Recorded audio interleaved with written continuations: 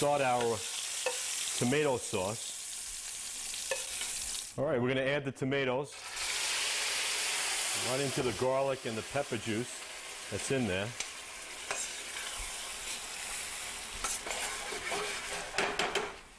And now we're going to season with a little salt and a little bit of sugar to bring out the sweetness in the tomato.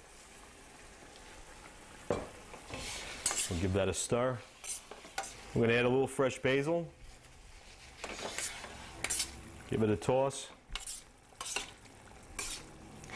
And we'll let that reduce. Okay, we're going to make our pasta. The sauce has been cooking for about 6 to 8 minutes right now on a high flame.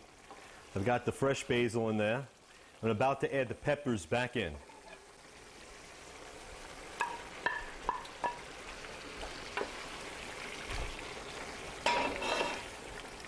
Okay. Now you don't want to cook them too long because the skin will start to come off. So you want to just give this another 10-15 minutes and you should be done. And we're ready to plate it over the pasta. I have some bucatini boiling right now. Okay, our pasta sauce is ready. We're ready to plate it up. The bucatini is done al dente.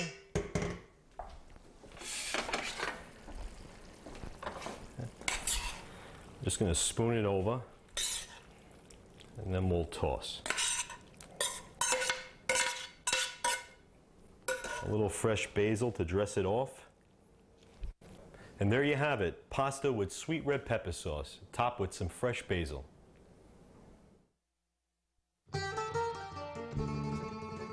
Cooking was a joy to my grandmother. No matter what she made, it just came out delicious. She had a touch for everything. Measured nothing.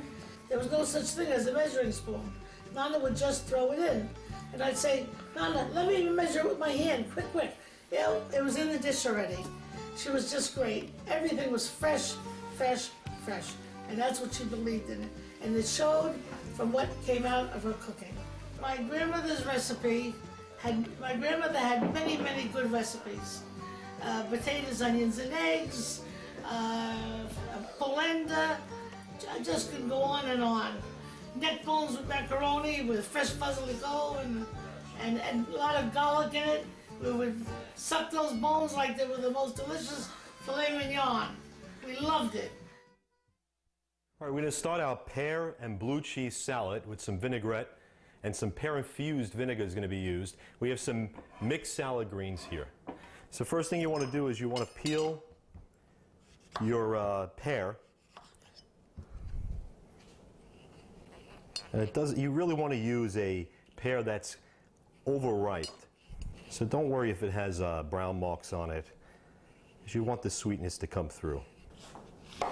Cut it in slices.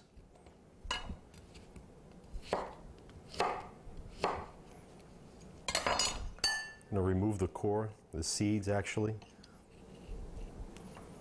And the sweetness of the pears and the tartness of the vinaigrette with the blue cheese, unbelievable taste. The flavors come right through. Okay, top your salad with the pears, and we're ready to start our vinaigrette. Okay, we're going to start with some extra virgin olive oil, about a half a cup. Some pear-infused white vinegar. You want to use white vinegar with this dish. I'd say about a quarter cup. And salad dressing, it's to your taste. A little garlic, seasoned salt, some brown sugar, about a tablespoon and a half, and some oregano, some dry oregano. You whisk it together. A little bit more vinegar.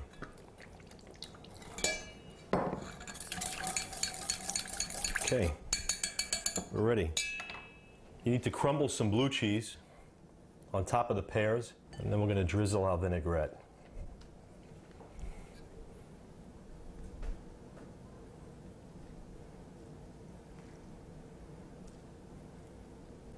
And you give that a little toss.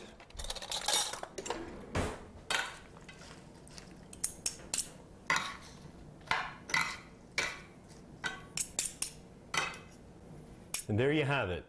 Fresh pears, blue cheese, tossed salad greens, and a pear vinaigrette. There is nothing more important than family. And one sure way of keeping family together is tradition. Our family would like to share with your family a recipe that has been passed down for over 60 years, from generation to generation. My great-great-grandmother, Nonna Catino, passed down a recipe about wine cookies. And my Nonna today is going to share with you the wine cookies that she shared with us years ago. Standing before you is third and fifth generation of family. My grandmother, Anna Catino, had the most delicious wine cookie recipe that everyone knew in the town. She would call me up and say, Dina, please come over and help me with the cookies. And I would go over and help her. They were delicious. We started with one batch, we ended up with 10 batches because everybody in the neighborhood said, Anna, you better give me some of those wine cookies when you make them. They were delicious. They were crunchy, they were very tasty, and they were enjoyable. For years, we've done it. I did it, my mother did it with her children. I did it with my children, and now I am doing it with my grandchildren. It's a beautiful tradition. We would stay around, all us children, and watch my grandmother and me do the wine cookies. It was a beautiful thing to see. We just enjoyed being together as a family. She had a famous expression, the more you give, the more it grows. And it certainly did. Nana always had enough cookies to give the town.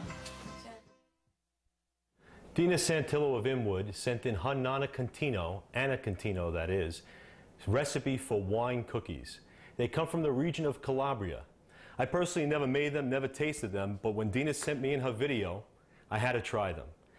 So you need 2.5 cups of flour, or 2 heaping cups, a half a cup of sugar, a pinch of salt, 1 stick of butter or a half a cup of oil, half a cup of red Burgundy wine, and some honey. Okay, we have a stick of butter melted, and we're going to incorporate the wine in with the butter, a half a cup of wine, and we're going to let that come to a boil.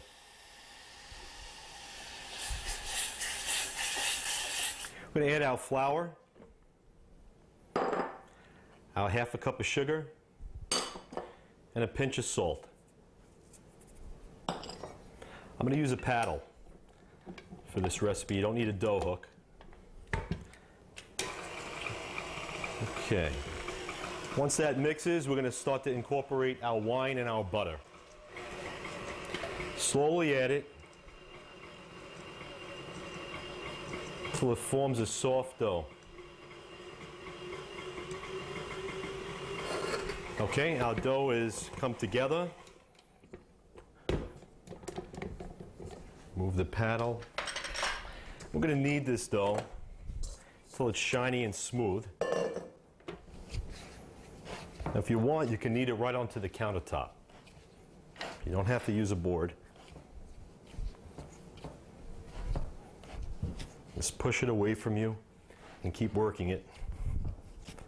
You can feel the warmth of the wine. Okay. All right, you're going to take a piece, roll it into a cigar shape.